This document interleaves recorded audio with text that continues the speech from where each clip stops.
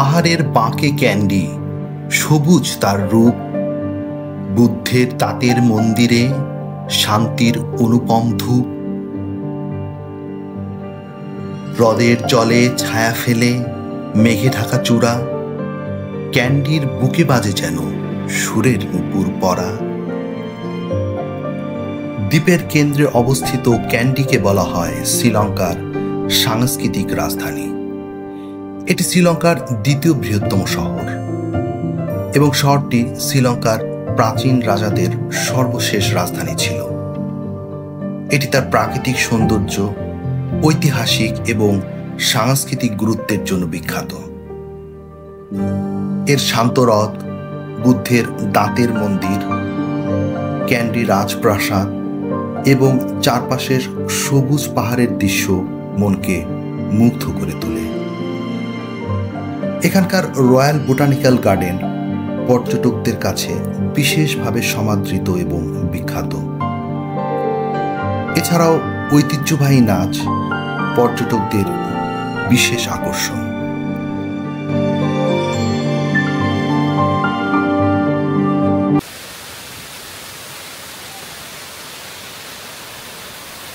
Candy শহরে প্রবেশের আগ মুহূর্তে আমরা ভিজিট করলাম রামবোদা জলপ্রপাত।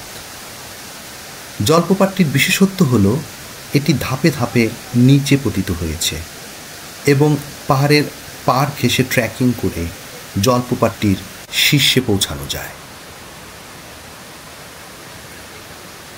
আমরা প্রায় 2 কিলোমিটার পথ ট্রেকিং করে জলপ্রপাতটির শীর্ষে পৌঁছালাম এবং কাছ থেকে এর সৌন্দর্য অবলোকন করলাম।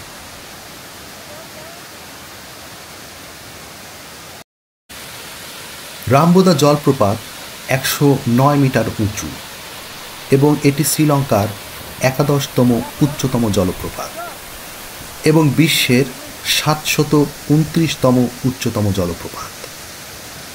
যারা প্রকৃতিকে ভালোবাসেন এবং ট্রেক করতে পছন্দ করেন তারা এই জলপ্রপাতটি ভিজিট করতে পারে।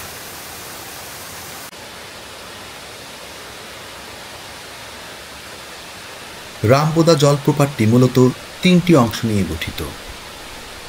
প্রথমটি উপরের রামবোদা ওয়া জলপ্রপাত, মধ্যপ্রপাত এবং নিম্ন রামবোদা ওয়া জলপ্রপাত।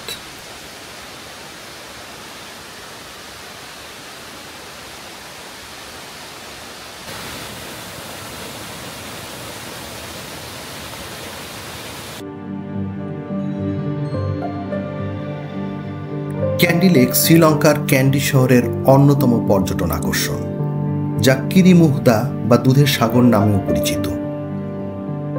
ক্যান্ডি লেকটি শহরের কেন্দ্রস্থলে অবস্থিত এবং এটি ক্যান্ডির ঐতিহাসিক এবং সাংস্কৃতিক গুরুত্বের প্রতীক।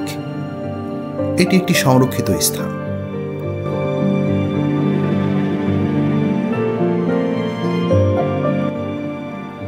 (1807 সালে শ্রীলঙ্কার শেষ রাজা শ্রী বিক্রম রাজাসিংহ দ্বারা এটি নির্মিত হয়েছিল। লেকটি নির্মাণের পেছনের মূল উদ্দেশ্য ছিল রাজপ্রাসাদের সৌন্দর্য বৃদ্ধি করা এবং এর চারপাশের প্রাকৃতিক দৃশ্যকে আরও আকর্ষণীয় করে তোলা। লেকটির মাঝখানে একটি ছোট্ট দ্বীপ রয়েছে, যা রাজা তার ব্যক্তিগত ব্যবহারের জন্য তৈরি করেছিলেন বলে জানা যায়।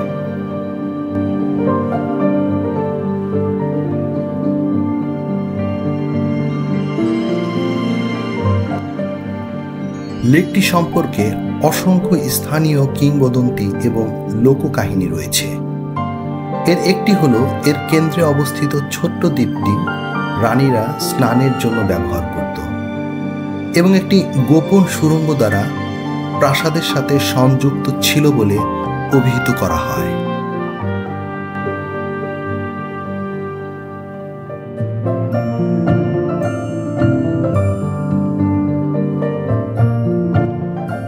লেকটিকে বলা যেতে পারে পাখিদের অভয় অরণ্য।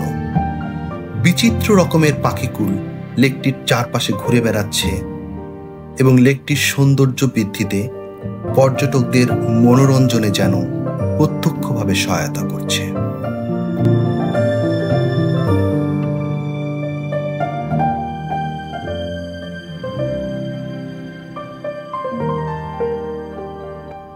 চারপাশের ছায়াময় পথ স্থানীয় ও পর্যটকদের হাঁটার জন্য এবং নৈসর্গিক সৌন্দর্য উপভোগের জন্য খুবই জনপ্রিয়।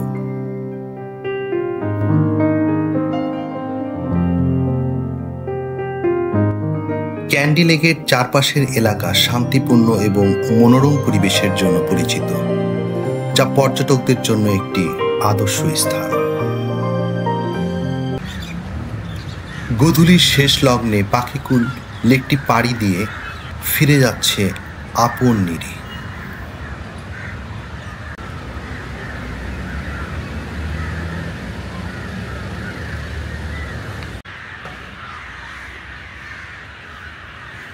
প্রভাতে ক্যান্ডি লেক অন্যরূপ ধারণ করল।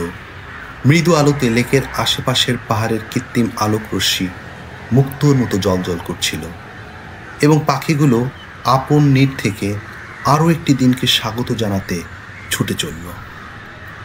প্রভাতে ক্যান্ডি লেকের সৌন্দর্য মন ভরে উপভোগ করলাম।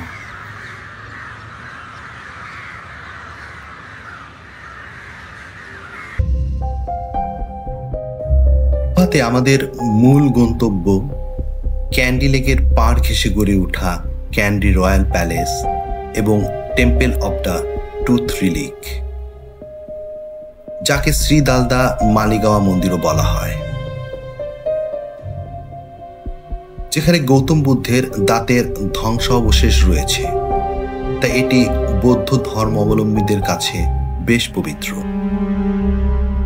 সবসময় মন্দিরটিতে প্রচুর পরিমাণে ভিড় পরিলক্ষিত হয়। ভিজিট করার জন্য আমরা সকালটাকেই বেছে নিলাম।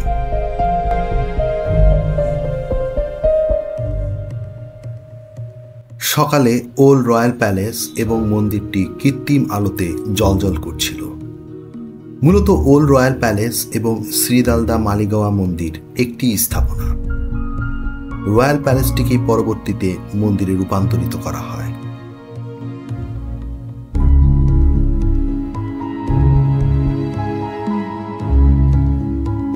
সকালে বৌদ্ধ ধর্ম অবলম্বীরা পদ্মফুল নিয়ে পূজা দেওয়ার উদ্দেশ্যে মন্দিরের দিকে অগ্রসর হচ্ছে। এটি মন্দিরের মূল প্রবেশদ্বার এবং প্রবেশদ্বারের সামনেই এই কক্ষেই বুদ্ধের দাঁতের ধ্বংসাবশেষ সংরক্ষিত রয়েছে।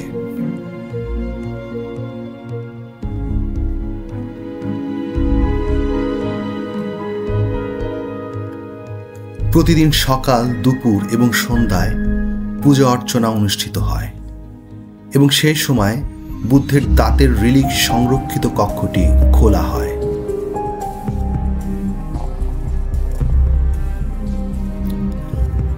সকালে বুদ্ধের দাঁতের সংরক্ষিত কক্ষটি খোলা হলো এবং খুব কাছ থেকে আমরা কক্ষটি দর্শন করলাম।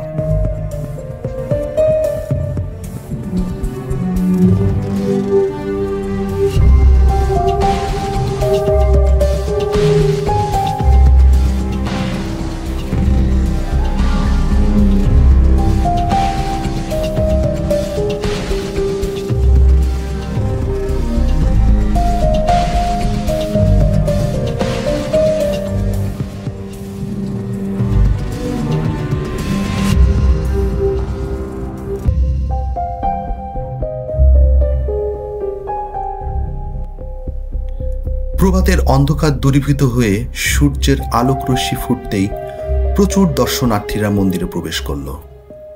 এদের মধ্যে শিক্ষার্থীরাও রয়েছে। একটি শিক্ষা প্রতিষ্ঠানের একদল শিক্ষার্থী সারিবদ্ধভাবে মন্দিরে প্রবেশ করল। দেখে বেশ ভালো লাগলো।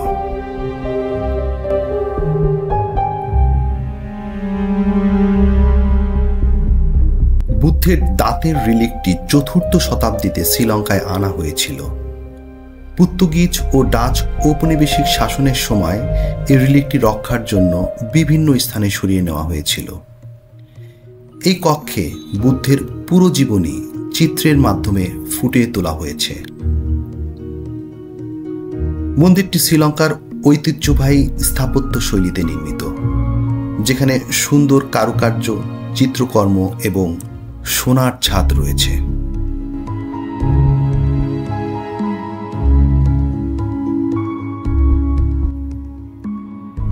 মন্দির কমপ্লেক্স ভ্রমণ শেষে আমরা বের হয়ে আসলাম রয়্যাল প্যালেসের বাইরের অংশ ভ্রমণের উদ্দেশ্যে। ক্যান্ডি রয়্যাল প্যালেস শ্রীলঙ্কার ক্যান্ডি শহরে অবস্থিত একটি ঐতিহাসিক প্রাসাদ। এটি শ্রীলঙ্কার শেষ রাজা শ্রী বিক্রম রাজাসিংহের রাজকীয় বাসস্থান ছিল। ক্যান্ডি রয়্যাল প্যালেসের ইতিহাস কয়েক শতাব্দী জুড়ে রয়েছে এবং এটি বেশ কয়েকটি রাজা এবং নেতাদের রাজত্বকে অন্তর্ভুক্ত করে। 1400 শতকে প্রাথমিক ভবনগুলি নির্মাণ করা হয়েছিল। পরবর্তীতে 1634 সালে রাজা সিংহ দ্বিতীয় দ্বারা প্রাসাদটি অত্যন্ত যত্ন সহকারে পুনর্নির্মাণ করা হয়েছিল।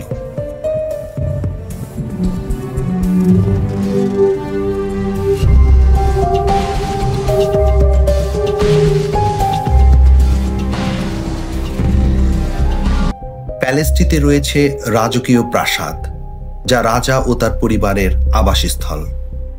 রয়েছে বুদ্ধের দাঁতের মন্দির, রানীর প্রাসাদ, যা রাজার প্রধান রানীর বাসস্থান, রাজকীয় আস্তাবল, যা রাজকীয় হাতি এবং ঘোড়ার জন্য ব্যবহৃত হতো। এছাড়া অডিয়েন্স হল, যা রাজকীয় অনুষ্ঠান ও সবার জন্য ব্যবহৃত হতো।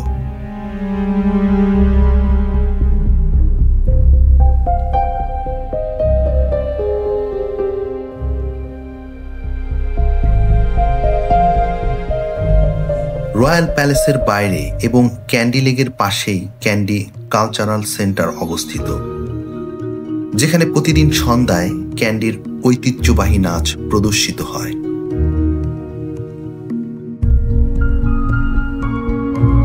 প্যালেস এবং মন্দিরের গেটের বাইরে প্রচুর পরিমাণে কবুতর দেখা যায়।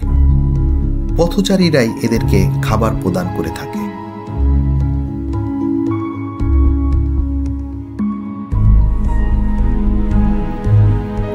ভিডিওটি আর দীর্ঘায়িত করব না। পরবর্তী পর্বে ক্যান্ডি ভ্রমণের বাকি অংশ আপনাদের মাঝে তুলে ধরব। এপিসোডটি ভালো লাগলে চ্যানেলটি সাবস্ক্রাইব করুন।